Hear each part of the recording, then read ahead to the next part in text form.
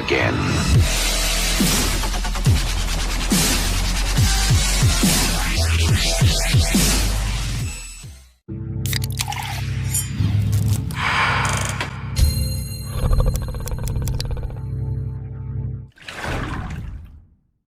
Assalamualaikum warahmatullahi wabarakatuh. Kami dari kelompok 2, di video kali ini kami akan membahas tentang laras dan ragam bahasa. Pengertian laras bahasa. Laras bahasa adalah ragam bahasa yang digunakan untuk suatu tujuan atau pada konteks sosial tertentu. Urey dan Ellis 1977 menganggap laras bahasa sebagai pola bahasa yang lazim digunakan mengikuti keadaan tertentu. Hal ini bermakna sesuatu situasi akan menentukan bentuk bahasa yang digunakan oleh pengguna bahasa itu dan pemilihannya berdasarkan konvensi sosial. Ciri-ciri laras bahasa. Menurut Niksafia Karim, ciri keperihalan memiliki dua aspek utama. Yang pertama adalah situasi iuran, adalah latar belakang sosial dan kebudayaan sesuatu masyarakat bahasa yang merakumi struktur sosial dan keseluruhan cara hidup yang menentukan perlakuan setiap anggota masyarakat.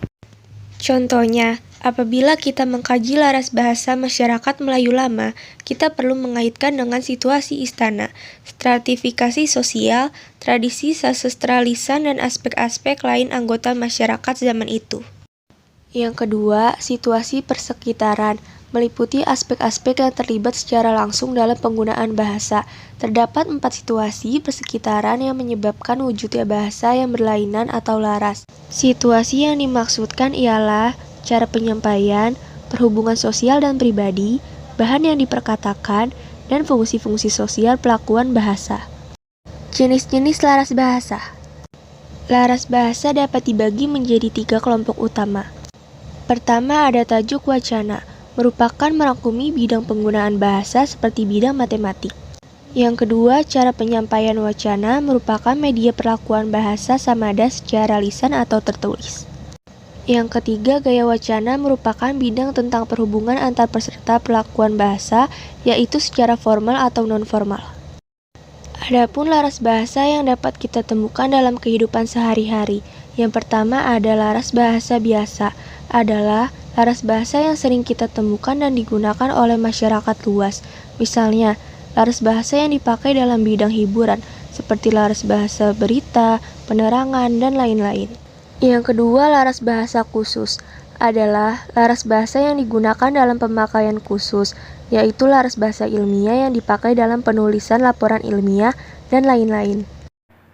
Pengertian, dalam Kamus Besar Bahasa Indonesia atau KBBI, ragam bahasa adalah variasi bahasa menurut pemakaiannya, topik yang dibicarakan, hubungan pembicaraan dan teman bicara, dan medium pembicaraannya. Ragam bahasa merupakan varian dari sebuah bahasa menurut pemakaian. Yang pertama, jenis-jenis ragam bahasa. A. Ragam bahasa jika ditinjau dari situasi. Ragam formal. Ragam formal digunakan pada situasi sangat resmi. Ragam formal disebut juga ragam baku, karena penggunaan kata baku sangat diharuskan pada situasi yang sangat resmi, seperti komunikasi resmi. Ragam semi-formal. Ragam semi-formal memiliki keunikan tersendiri karena berciri mengikuti kaidah dan aturan yang tetap, tetapi tidak dilakukan secara konsisten, karena seringkali terselip kata-kata yang bisa digunakan sehari-hari. Ragam non-formal. Pada situasi seperti ini, penggunaan kata-kata baku tidak mutlak harus digunakan atau tidak sesuai dengan kaidah yang tetap. Contohnya, pada pembicaraan santai dengan teman. B. Ragam bahasa jika ditinjau dari media penyampaiannya. Ragam bahasa lisan. Ragam bahasa lisan merupakan bahasa yang diungkapkan melalui media suara, serta terikat ruang dan waktu, sehingga situasi dan ekspresi dapat membantu pemahaman. Ragam bahasa tulis. Ragam bahasa tulis adalah bahasa yang diungkapkan melalui penulisan simbol.